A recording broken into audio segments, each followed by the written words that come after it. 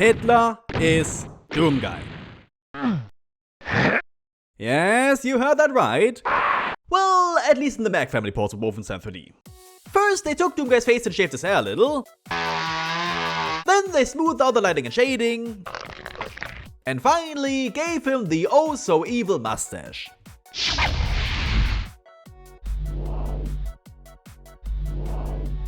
His ouch face was reused for the shooting and death sprites.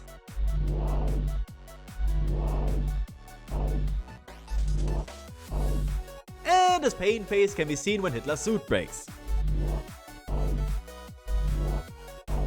I've said before that there's always been a connection between BJ and DoomGuy, but this is not the connection that I was thinking of. Very big thanks to Perdition Skate Enjoyer for pointing this one and many more details out. In other news, hi! In the previous video, I took a look at Doom sprites, textures, sounds and music that were taken from Wolfenstein 3D and vice versa, and today we're going to be doing more the same. I'm going to be mentioning a couple things from it, but you can just watch it afterwards, no biggie. So, let's stay on the topic of the Mac family and see what else I missed last time. Hitler's not the only one to reuse DoomGuy's face, it's also very evident when we take a look at the Uber mutant. Although it's been extended out to the sides, we can clearly tell that both his resting and his ouch face served as the template here. The same technique was then probably also applied to Hansgroße, Transgroße and the Death Knight, who I know that last time looked fairly similar already. It becomes a bit more obvious when we take DoomGuy's pain sprite and put it in the middle of their face. The ouch face was definitely used for the shooting frames of Hansgroße and the Death Knight, while Hans seems to be an original creation. Always looked insanely creepy to me, ugh. I wouldn't be surprised if Dr. Schultz is also DoomGuy, just one that put on a few pounds. It's fairly difficult for me to accurately compare the two here, so if it's the case, then he was the one that received the most changes. His face in his first death sprites also reminds me a lot of the side-glancing DoomGuy, but maybe it's a coincidence. But the baddies are not the only ones to be based on Doom's graphics. For instance, the skulls in the pile of bones can also be seen in Doom just about everywhere. They really like this one in particular. There's also one on the blue walls, which seems to be an upscaled variant. As for the weapons, I don't know if it's just my mind expecting things to be there when they aren't, but one of the frames of the hand holding the knife looks a bit like the hand holding the chainsaw in Doom. It could be yet another coincidence though, especially since all the other hands seem to be original drawings. It also wouldn't surprise me if the flames of the flamethrower are also based on Doom's explosions, but if so, they heavily modified them to the point where I can't even confirm it. Also, I used to think that the white eyes BJ gets when you activate the Godboot sheet were inspired by Doom as well, but that's not the case. In fact, they actually originate from Spear of Destiny, same as the aforementioned ouch face. But what was probably inspired by Doom is the fact that treasure pickups in Jaguar Wolfenstein serve more as health bonuses, increasing it even beyond the regular 100. I'd also like to point out this white stone wall, which shares a lot of similarities with a couple of textures from Doom. The pattern doesn't line up perfectly, but the shapes of the stones do.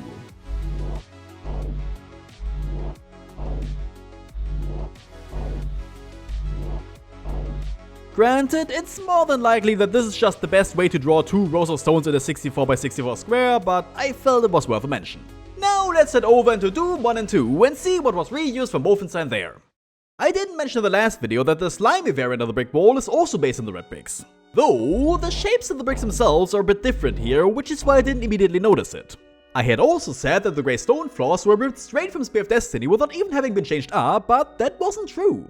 One of them is a bit brighter in Doom and even has a different pattern to the stones, resulting in a better loop at the top and bottom. Now, this brown cobblestone floor texture, which also has a version with a drain on it, always gave me Wolfenstein 3D vibes, and I could never figure out why. But on complete accident, while working on this video, I finally realized it. Turns out they used the exact same graphic for the score screen of Wolfenstein for the Super Nintendo. Since the two games were being worked on around the same time, it's unclear which of them came first, but more on that later. This texture was then reworked into a wall in Doom 2. Don't see it? Well, what if we scale it down? add a flip version to the other side, and then repeat that pattern.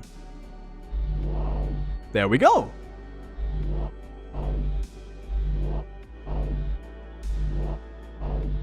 And on a similar topic, remember this wall of 10 pebbles? This too is based on a Wolfenstein texture, namely this cobblestone wall. If we shrink this one down as well, you can tell that it fits right in.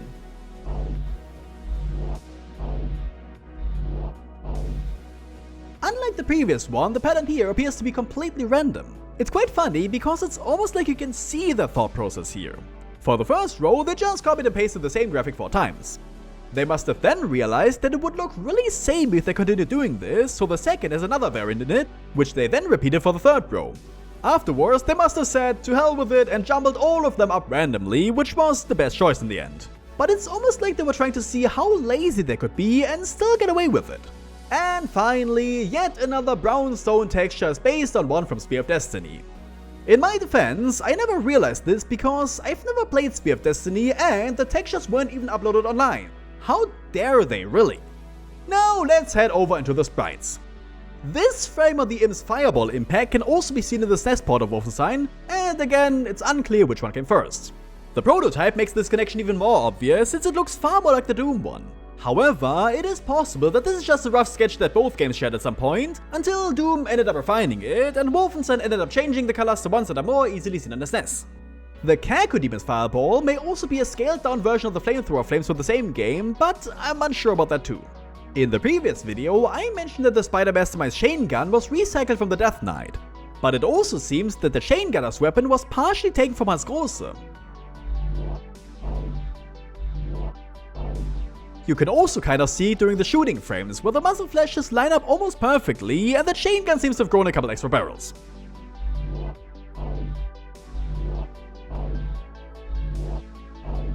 And considering the pose he takes while firing, as well as the similar footwear, I wouldn't be at all surprised if they simply took Hans' sprite and shrunk it down in general.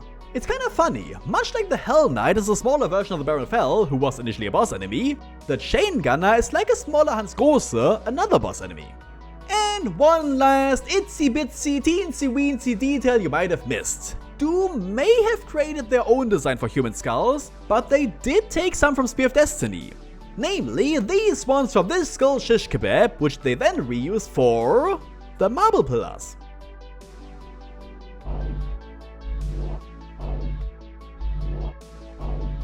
Incidentally, that kebab almost definitely served as inspiration for yet another Doom graphic. And while we're on the topic, isn't it interesting how the final boss in Spear of Destiny is a red demon with massive tusks who hurls green fireballs at you?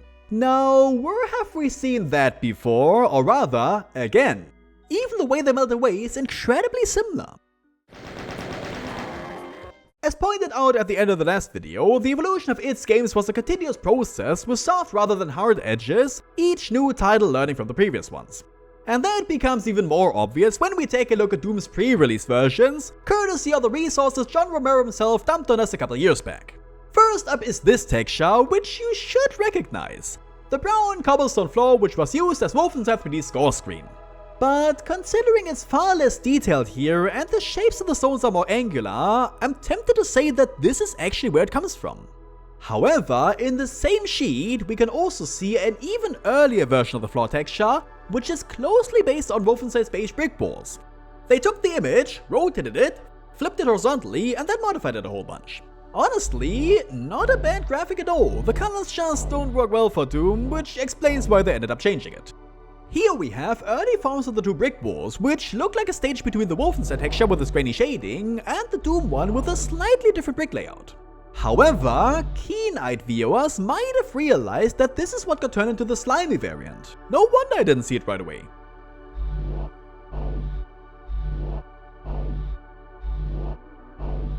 Still, considering how much more detailed it is, I wonder if both this and the Wolfenstein wall are actually based on actual photographs, especially considering the beige brick one. Now, this one is interesting as it appears to be an alternate version of the grey cobblestone wall. It still uses the same Wolfenstein texture, but only at the bottom here, with the top using a different one.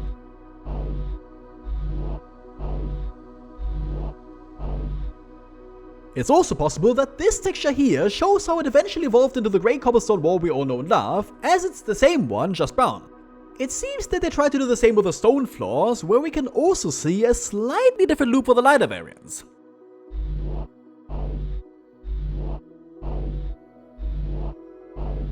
I guess they were really fond of this design in particular, as another texture appears to be a modified, earlier variant of it. This one's loop is unlike the other two altogether, which makes me theorize that this is a later stage of it that they didn't end up using.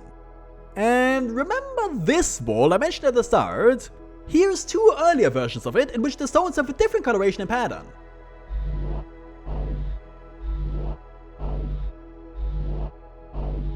There's even a texture where you can only just barely recognize it if you pay very close attention.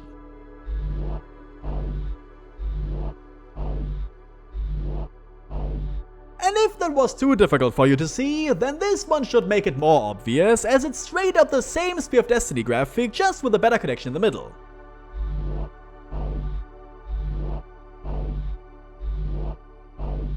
It's also very obvious for this one, which is just a red version of yet another Spear of Destiny texture.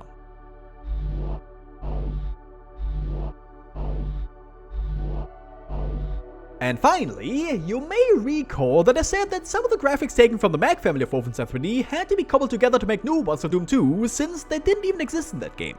Well, we can actually sort of see that process here, which is pretty neat.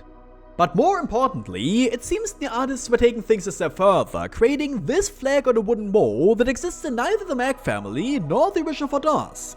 I wonder if it was just an error or a case of false memory, that the artists mistakenly remembered this texture existing in Wolfenstein, and since others were missing too, they had to recreate this one as well. Pretty interesting stuff. And that concludes all of the Wolfenstein sprites and textures that ended up in Doom. However, what about the other way around? Because the Jaguar port wasn't the only Wolfenstein game to reuse some of Doom's graphics. I'm of course talking about everyone's favorite expansions, the Spear of Destiny mission packs. For instance, the boss Hans the X von Schlieffen clearly reuses the skull sprite from Doom for his head. I guess it turns out it weren't the only ones who loved that one. But even more blatantly, some of the levels in the Ultimate Challenge are inexplicably filled with crates by the UAC. It's the exact same texture, just with some really horrible compression. The only change they made was changing the 3 in the corner to a 1 for some reason. They didn't even bother getting rid of the logo in the upper left, which has some pretty horrific implications. We all know the UAC like to mingle with monsters, but P-babies too? Also, real talk, people love to clown on the mission packs a lot, but I gotta say that at least from a design perspective, I really like them. The sprites and textures are often superior to classic Wolfenstein, but most importantly for me, the enemies actually speak proper German. Anyway, those were all of the graphics and audio that both Doom and Wolfenstein shared with each other for realsies this time. I'm not going to repeat what I said in my first video, but there's a lot that can be learned from all of this. One of my viewers put it best: being an artist is all about being lazy in the right way. Another one added that reusing art can help you define your own art style, you just need to know which art is good enough to reuse. And that is absolutely true. Doom can be very lucky that it was preceded by 2 fantastic games, because otherwise, it might not have turned out so well. And as we've seen here today, the guys at it made the right call to scrap certain ideas that just didn't fit. So let that be a lesson to all aspiring artists out there. Do reuse and recycle, but also don't forget to reduce. In the next video, I'll be taking a look at some other games that made use of Doom's graphics and sounds, or were at least heavily inspired by them, like Heretic, Hexen, Quake, Strife, and many, many more. Maybe I'll even make a tiny episode about Black Stone and how it was influenced by Wolfenstein 3D, so do look forward to all of that. And if you've enjoyed this video, then please show me that with a like and a comment, it really helps a lot. And if you want to support me further, you can even subscribe or consider supporting me directly on Patreon. For just $1, you can see new videos 1 week earlier than everyone else. Anything is appreciated. But for now, thank you very much for watching, have a wonderful day, and goodbye.